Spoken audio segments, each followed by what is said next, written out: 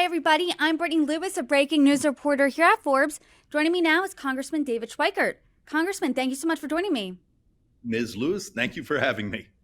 I'm excited for the conversation because you are on the House floor time and time again, raising the alarm on the national debt. And I would love to get your that part of the conversation in here when we're talking about the budget bill, because the House passed Trump's big, beautiful bill in a narrow vote last month. The legislation is over 1,000 pages long and is the signature of President Trump's second term. Now it's in the Senate, but you said you negotiated this bill for almost 36 hours straight. So talk to us about that. Well, and first off, I want to go even a bit further. I speak about the debt and deficits and demographics, but part of that is trying to build the platform for why redesigning how government delivers services, the use of technology, the looking at things differently is how you take on debt and deficits. We have a number of our friends, number of reporters who talk about, here's the bar, we borrow 6 billion a day and we're going to borrow 10 billion a day in 9 years, but not talk about why. And look, it's interest in healthcare. So you could revolutionize the way you do things. So part of what we tried to do in our office, I have a healthcare PhD and these things, is it's not only the debt and deficits, but how do you stabilize it? How do you move beyond that? And that was part of our battle in this bill, is most folks out there in America don't understand the scale of the expiring provisions. Being one of the people that worked on the 2017 tax reform, first time we modernized the tax code in 30 some years, but a bunch of the provisions expire. That's well over $3 trillion of expiring provisions, meaning our taxes go up that much. So the base of this legislation is, how do you not have taxes go up on American people? But then how do you find offsets? And that's the controversy. That's the addiction to spending in Washington, D.C. is we look the other way when it's borrowed money. What is it? Last year, for every dollar we took in tax receipts, we spent $1.39. The borrowing is a business model. And then trying to find ways to modernize government there's an army of lobbyists to stop it. Because those inefficiencies, let's be brutally honest, is the profit model of many of the folks who have government contracts. So then when you're trying to find that delicate dance here in this bill, how well do you think you struck this balance as it looked in the House? Now it's going to the Senate. This really was one of those 50.01s to 49 point, it was one of the hardest votes I've made, because I did get something, this is an occasion where I'm often pretty rough on these things. Speaker Johnson was an honest negotiator with me. We sort of murderboard this. We laid it out saying, look, here's our vote problem. We have these folks who are demanding more spending through SALT. We have these members who are terrified of trying to explain the perversities, inefficiencies, frauds within Medicaid. We have these members who are demanding more money for military or border. And when you added it up,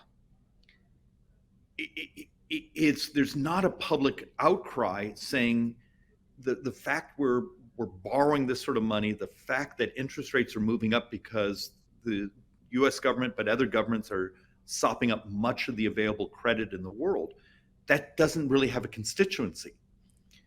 And so one of the things the speaker did is saying, we showed up and said, look, here's our Medicare Advantage. You've seen all the articles about the fraud, the MedPAC reports. It's out of control. How do we protect the benefits, but realign the incentives? So the incentive is help people be healthier. Turns out that saves about $1.8 trillion over 10 years. We brought a talent-based immigration bill because you can't hit the GDP growth numbers without the importation of talent. If you're going to do expensing of research and development, these things, we need that talent. We educate them here, and then we send them home to compete with us. It's insane. And then the third thing I spoke about for the first time last night is we have a piece of legislation about forgotten funds. We have stunning amounts of money sitting in accounts. Some of it's been there for a decade plus. That's functionally, we borrowed the money, we pay interest on it, and it sits idle in these accounts. And it turns out just those would be enough pay for us to cover every dime of this reconciliation budget bill and do more. So we're trying to sell the idea that there's policy options that actually offset the borrowing. But Congress is not a particularly creative body, and they're not particularly good at math. I was speaking with a Republican strategist about this bill and Speaker Mike Johnson's role here in the negotiations, and she said he essentially had to herd cats. You have to compromise with Republicans here on this point. You have to try adding this to make sure it had enough votes to pass, and it did. But the Nonpartisan Congressional Budget Office estimates that this could add $2.4 trillion to the national debt over the next decade, and this is an issue that Elon Musk really was a pain point for him.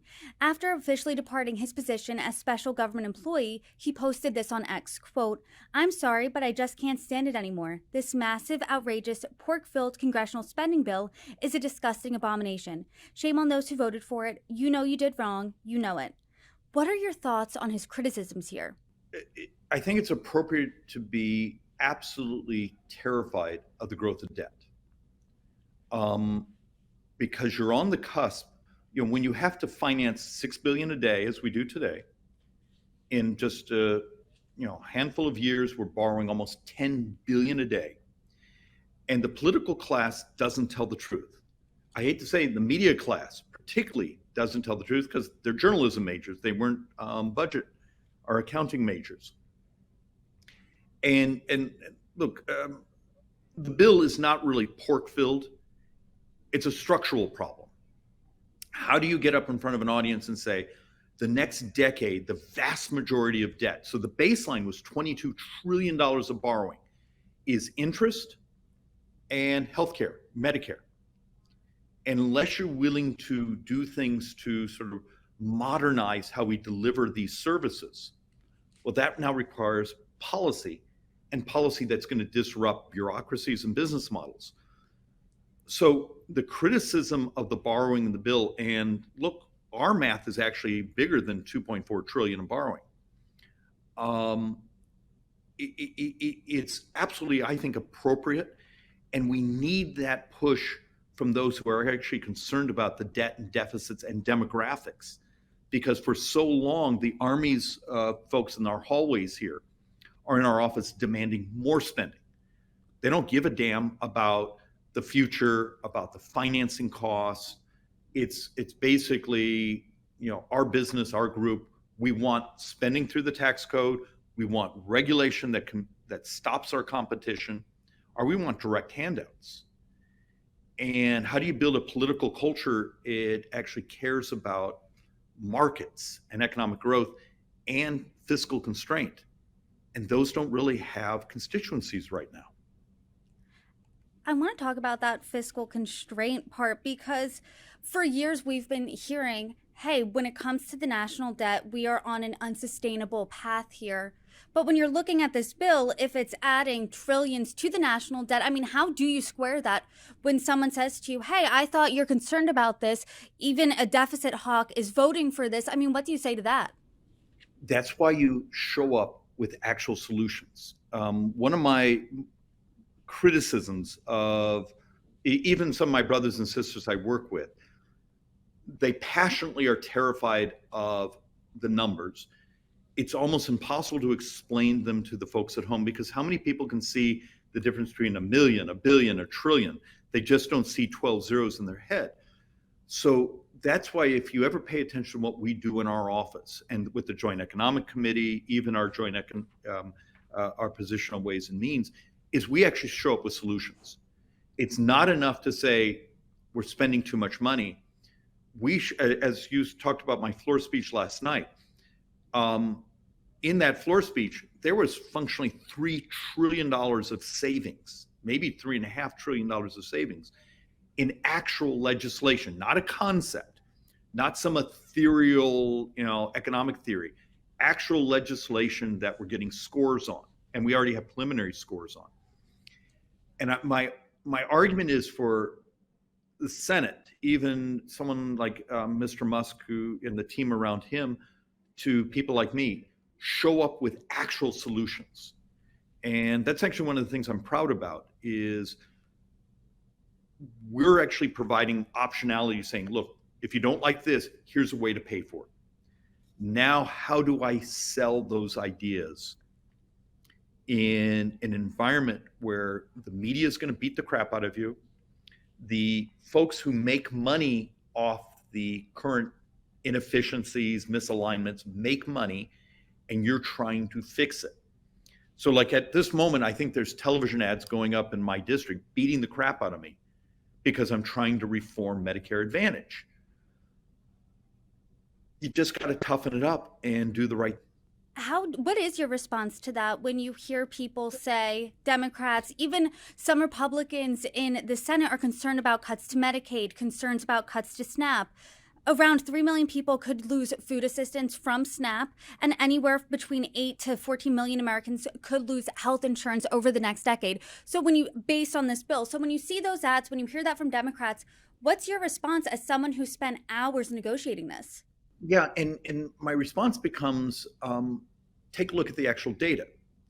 If you actually look at the spreadsheet, and I tried to do that last night, partially in the floor speech, is walk through the population statistics of where these benefits are going, and particularly in the Medicaid space, of when you have things like in Arizona, we had a $2.5 billion fraud of what we call sober living homes. When you actually take a look at one of the economic problems we have in the United States is there's close to 7 million prime-age males missing from the labor force. And if you and this isn't conservative, liberal, it's actually just the data, is some of the incentives for that population not to participate in the economy is how we deliver these social services.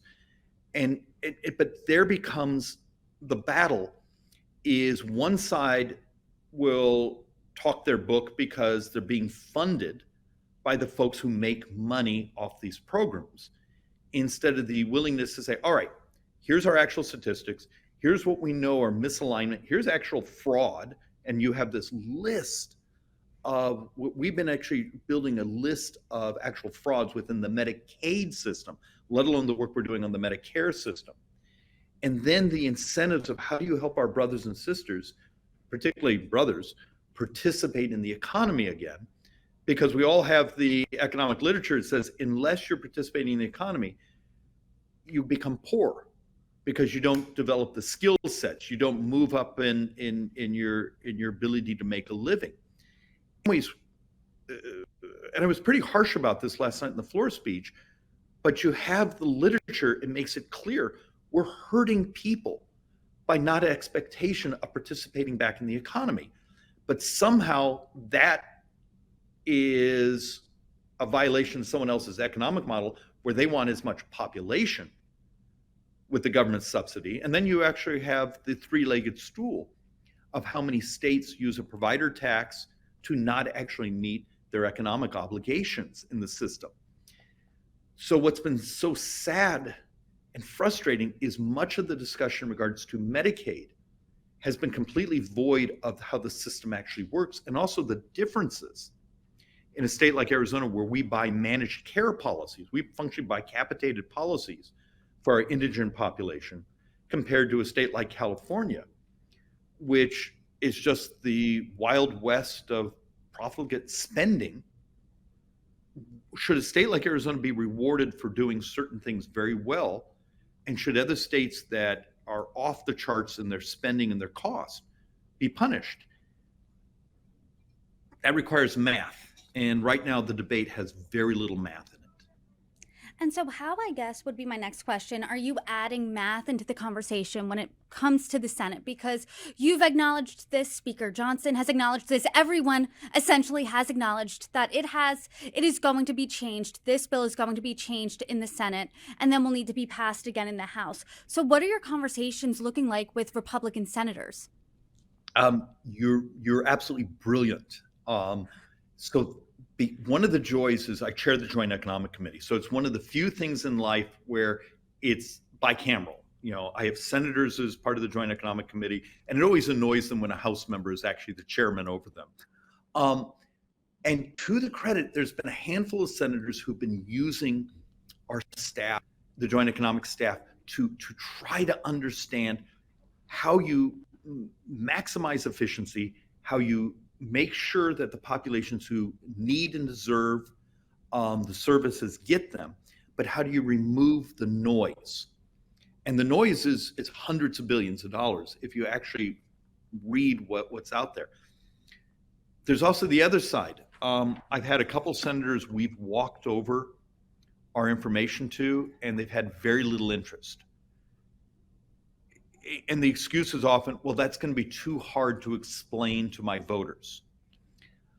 Others who seem quite willing to do programs like you have, where this is one of the few formats left in DC where you can have an adult conversation of how to make things work.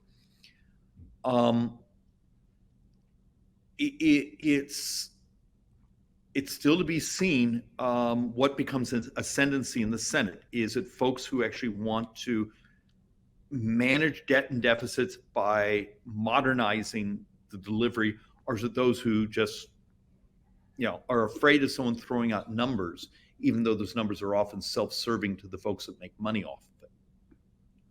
I'm sure, I mean, you're probably annoyed by that conversation is essentially not happening, that door is closed because, oh, this could be hard to explain to constituents.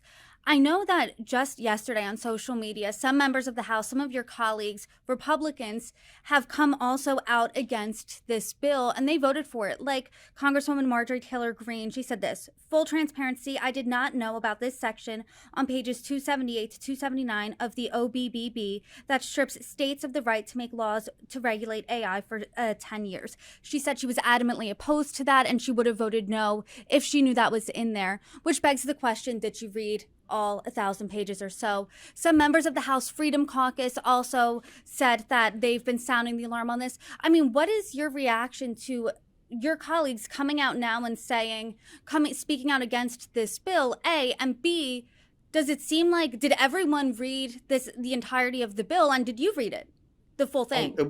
Well, we do something really quirky in our office. When we get a big bill like this, now remember, I was on Ways and Means, so the majority of this bill we'd been working on for months and months and months and months. But we actually do this thing where we break it up. And so you're the healthcare person, you're reading this, and I do most of the healthcare reading. You're this, and we sort of do a group read, and everyone brings what they consider the perversities or the creative ideas or where we're upset. If you also notice, I think I was one of only 2 Republicans and the only one who showed up in the Rules Committee with major amendments. And my understanding is I annoyed a number of the powers that be by showing up with $2 trillion in savings. And remember that Rules Committee went, 22 hours, which really screwed up my sleep because you sit there waiting for your turn. I would encourage my brothers and sisters, if there's things in the bill you don't like, your amendment in the Rules Committee is probably going to get shot down. But at least you've actually now raised it so everyone knows it's there. And it moves into part of the debate and discussion, because this bill still has functionally a couple more months of getting through the Senate. Does it come back? Do we have a conference committee? Are we able to adjust some things in the conference committee?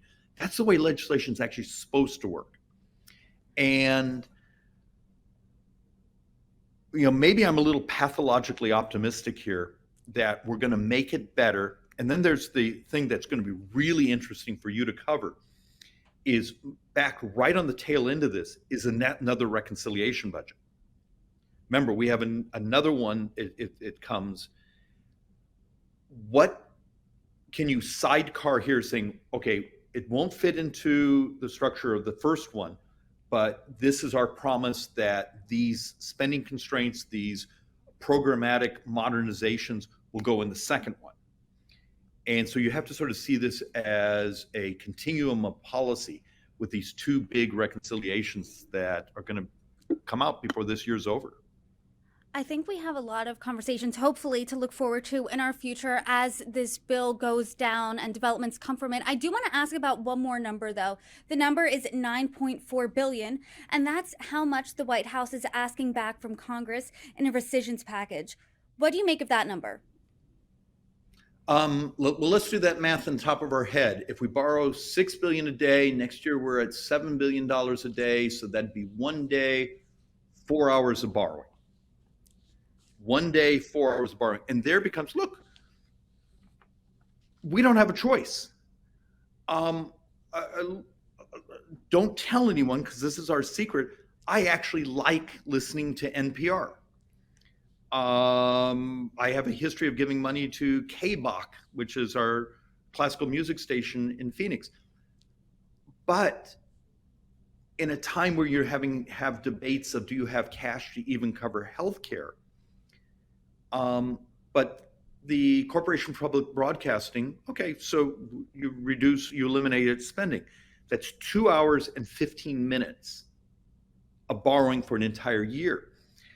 And there becomes the rhetorical problem in the United States is we'll get dozens of tweets or X's or whatever the hell we call those. There'll be lots of people commenting on media and then not telling the truth that some of these things, a tiny, tiny tick in interest rates wipes out the value of that $9 billion.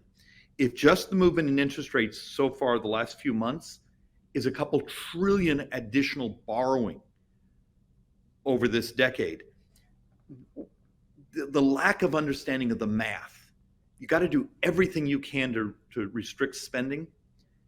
But if we don't convince the debt markets that we're serious, just small movements in interest rate wipe out every dime of savings we're working on.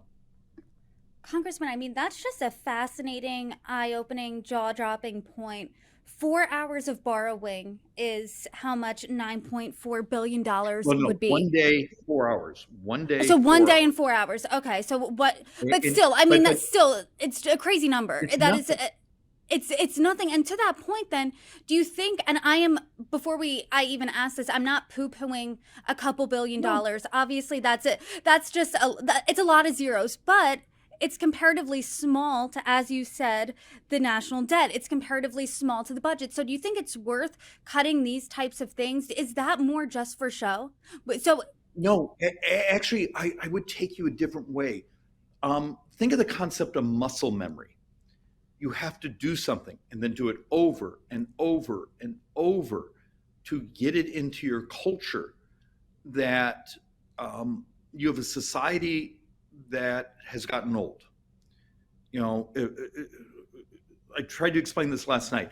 20 years ago to today, we had the same number of 18-year-olds, but we have double the number of people 65 and up. If we're going to keep our promises, the earned benefits that are promises, if we're going to keep them, we don't have a choice.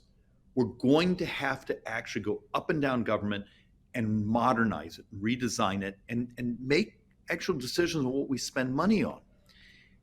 And if this is $9 billion here, or some of the major bills I'm working on that are much, much bigger,